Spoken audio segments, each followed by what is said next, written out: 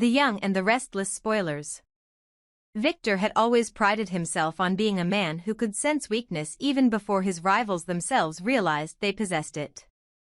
He lived by instincts honed through decades of power struggles, corporate battles, and personal vendettas, and though age had added gravity to his presence, it had not dulled his ability to detect danger and opportunity in equal measure.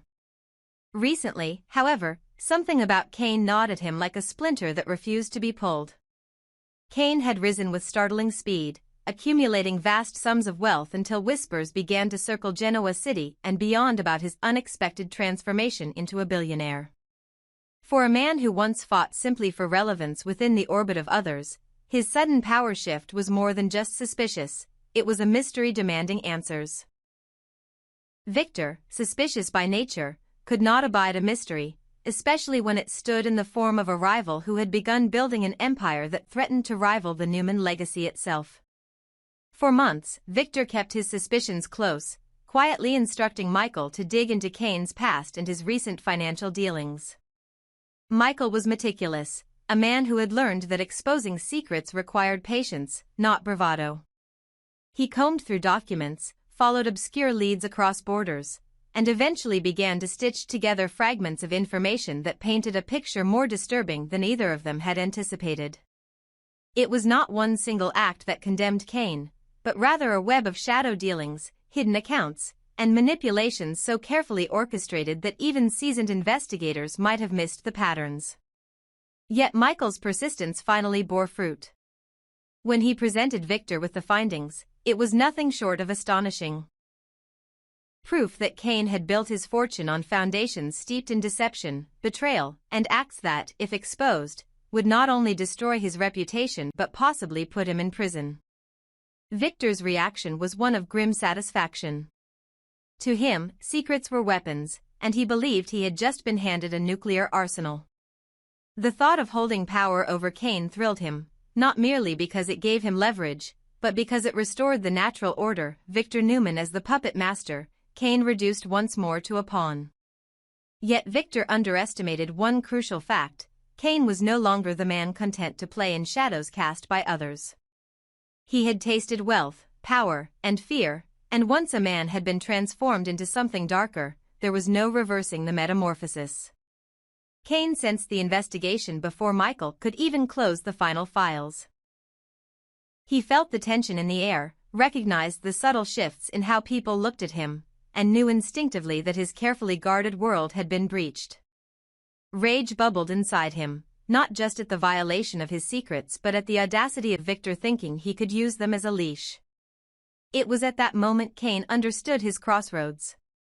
He could eliminate the threat, end Victor and Michael before the information spread and secure his empire through blood, or he could allow his secrets to surface, exposing himself to ridicule, scandal, and collapse.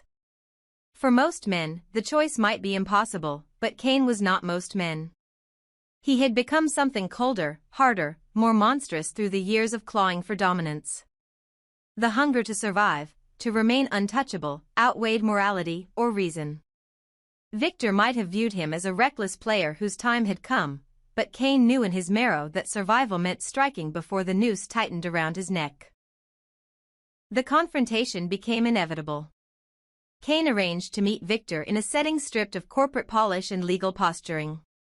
There would be no boardrooms, no witnesses, only two men and the abyss that lay between them.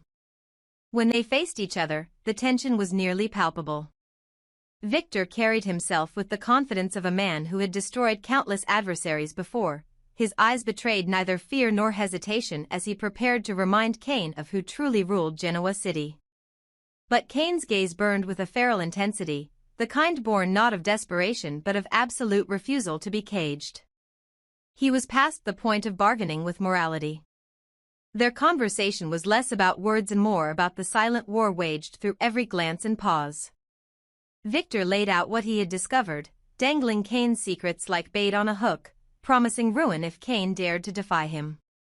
He spoke of control, of bending Kane into submission by threatening to unravel the empire he had built. Yet Kane did not flinch. He listened, his jaw tightening, his silence cutting sharper than any rebuttal. And then, slowly, he leaned forward, making it clear through presence alone that he would not be blackmailed like some trembling novice. Victor's secrets, after all, were just as deep, just as damning, and Cain had not survived this long without learning how to unearth the skeletons others preferred to keep buried. The standoff escalated into a battle of wills. Victor sought to assert dominance, pressing Cain with the weight of decades of ruthless victories. But Cain revealed his own hand, hinting at knowledge of Victor's darkest transgressions, the kind that could implode the Newman dynasty if revealed. The realization dawned that this was no longer a game of one man holding leverage over another, this was mutually assured destruction. Each possessed the means to annihilate the other, and the question was no longer about control but about survival.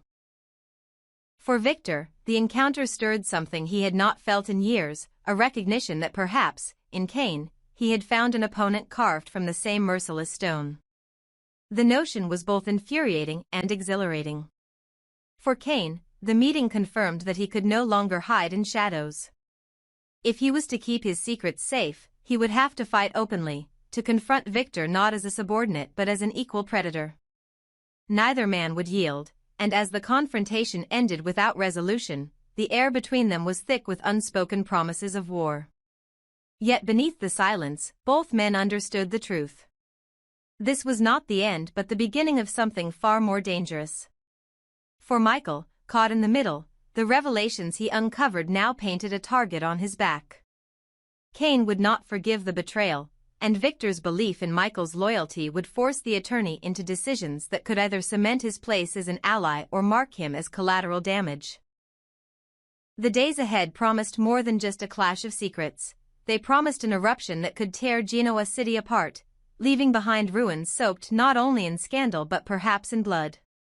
Because Cain was right about one thing, he had become a monster, and monsters did not retreat when cornered, they attacked. And Victor, though older and perhaps more cautious than in his youth, was still a man who had survived every challenge by striking first and hardest. In the collision of these two titans, one truth loomed above all others: neither would rest until the other was destroyed, and the battle lines were now drawn in ways that would forever alter the landscape of power, loyalty, and survival. Cain felt the burn of betrayal like a toxin seeping through clean water, a slow corrosion of trust that turned every earlier conversation with Michael into evidence of a meticulously staged heist of the mind. In retrospect, the approach had been almost elegant in its restraint. No overt pressure, no naked threats, just a series of harmless check-ins, forensic curiosity dressed up as professional courtesy, and the kind of sympathetic listening that makes a man lower his guard while believing he's arming himself. Michael had asked about the growth curve of certain subsidiaries as if he were admiring the architecture. He had remarked on the timing of 2 acquisitions with the air of an archivist. He had inquired about Cain's security consultants the way one inquires about the weather, and Cain, busy, hungry, intoxicated by velocity, had offered just enough to let a dedicated excavator triangulate the rest.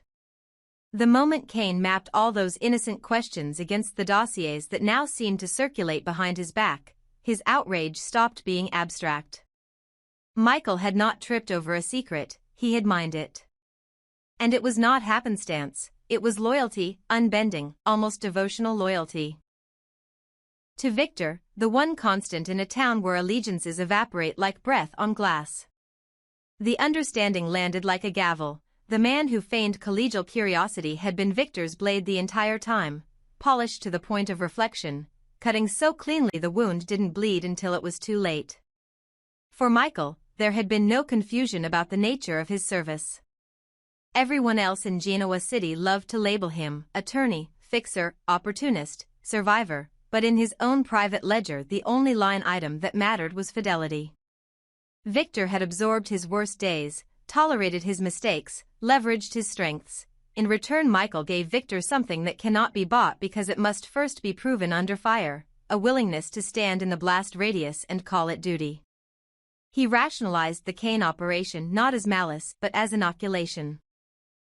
If a new billionaire was metastasizing in the city's bloodstream by means that would one day poison everyone connected to him, then it was better, cleaner, for Victor to hold the antidote. And so Michael made himself small, patient, and precise. He used silence as solvent.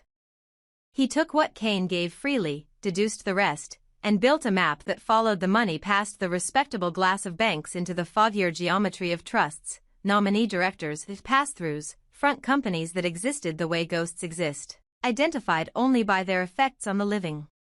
He knew the moment Kane would know, and he prepared for it the way a careful man prepares for a storm he's chosen to trigger. He staged redundant backups of his findings in dead drops and encrypted vaults. He set a private rule about where he would sit in a restaurant and which door he would never use twice. He told himself that paranoia is a tax only fools refuse to pay. Kane's first impulse was annihilation, not because he was bloodthirsty by nature but because experience had taught him a simple arithmetic. When a secret becomes a weapon in another man's hand, allowing that man to breathe is an indulgence you eventually pay for with your future. Two paths had materialized with an almost cruel clarity: eradicate the threat before the fuse reached the powder, or accept the public unmasking of everything he had built and everything he had become. But Kane, even in fury, was not a slave to impulse. He had cultivated a strange discipline that sometimes looked like coldness to his enemies and felt like oxygen to himself. He would not move alone and blind, not when the board had this many pieces and the king across from him had survived more wars than most men read about. There was exactly one person he trusted to look at the explosive geometry of the moment and see angles, not flames: Phyllis. She was not clean in the way the pious demand, but she was exacting in the way survival rewards. She loved the game as much as she hated being humiliated by it, and Kane knew that if he presented her with the right mixture of danger, possibility, and revenge, she would answer not with a sermon but with a plan. When Kane brought Phyllis into the circle of fire, he did not offer theatrics, he offered data and an admission. Michael had embedded himself, found the fault lines, and now Victor's leverage hovered like a guillotine. Phyllis listened the way only the truly dangerous listen, with an attention that feels like being audited by fate. She dissected the timeline of Michael's proximity, the cadence of his questions, the 2 or 3 moments in which Kane had been distracted enough to say too much. She evaluated, as if on autopilot, the structural integrity of Kane's current defenses: legal, financial, reputational.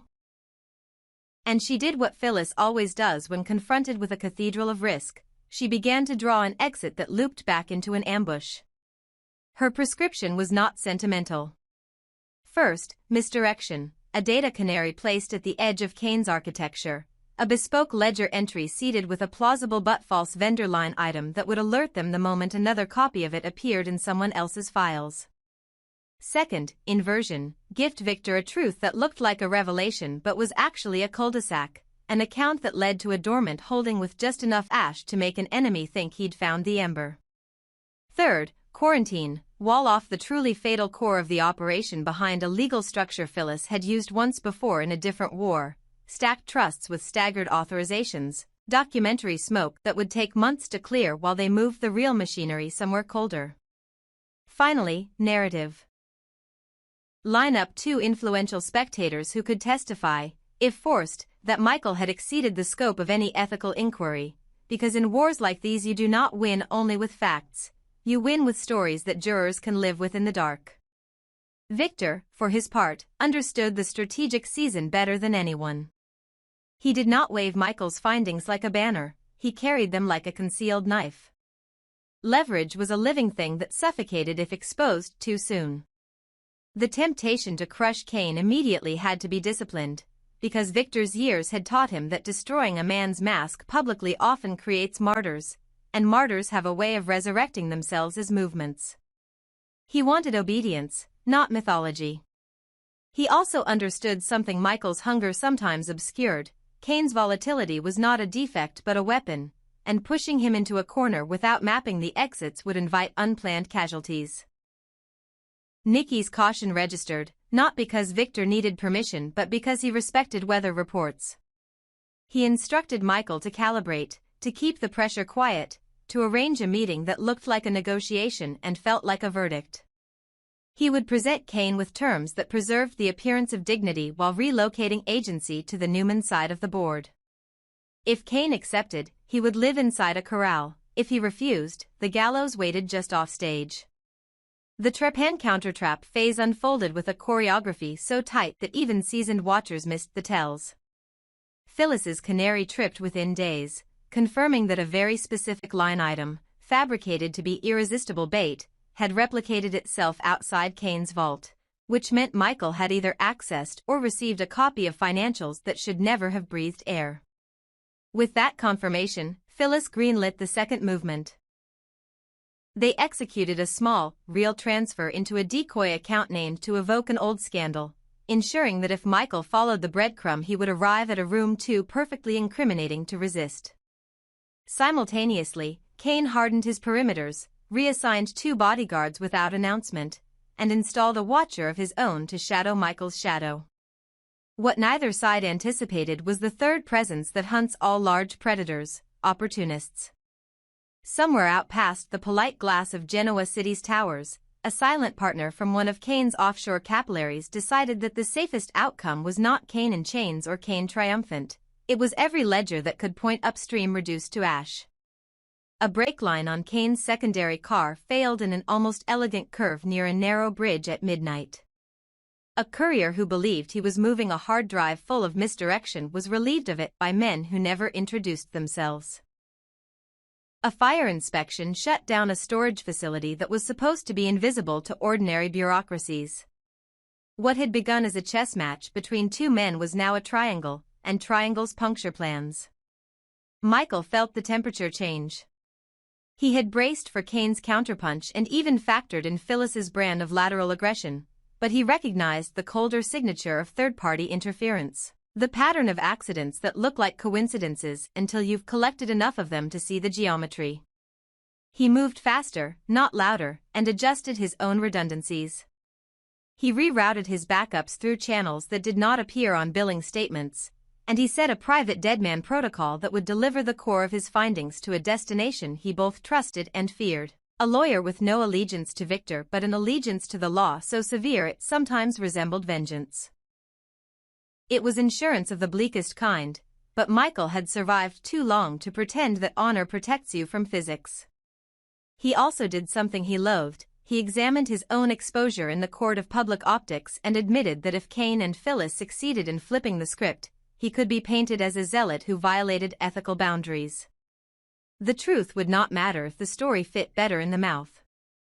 And yet, for all his precautions, he walked into Kane's chosen meeting ground because that is what loyalty demands. You show up even when showing up might be the last clean choice you make.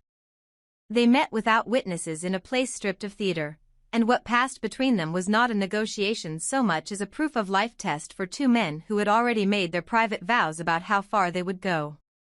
Kane did not bother to deny the existence of the empire Michael had mapped. Michael did not pretend he had not drawn it with meticulous care. Each admitted, without saying the words aloud, that the other had become the rare thing worth respecting in a city cluttered with pretenders. And yet respect did not neutralize risk. Kane informed Michael, again without performing the admission, that he understood the routes by which information had traveled and the pressure points that would make even a seasoned loyalist hesitate: family, legacy, the quiet shame of misjudging a rival and being caught in the act. Michael, for his part, communicated that he understood something deadly about Kane's current psychology. The man would tolerate humiliation less than he would tolerate injury, which meant that trying to parade him publicly would trigger a set of responses no one could fully control. The water between them glittered with mutually assured destruction. It should have ended in bullets or a handshake, but fate had other choreography. On the way out, a structural failure, no longer deniable as random, shook a parking deck, a slab of concrete sheared clean off its moorings, and the message could not have been clearer if it had been engraved on stone: both of you are nuisances to someone who prefers arithmetic to spectacle. They left with hearts pounding and plans revised, and for the first time Victor's leverage in Kane's rage felt subordinate to a more impersonal brutality, the kind that treats people as line items, not protagonists. Phyllis responded to the escalation with the kind of cold innovation that makes enemies call her ruthless and allies call her necessary. She activated her final contingency, a time-locked cascade that would release one of 2 packages depending on who struck first. If Victor moved to publicly detonate Kane, an off-site repository would disgorge documents that reframed Michael's methods as predatory and possibly criminal, accompanied by a narrative scaffold ready for amplification in the exact media corridors that shape reputations faster than courts.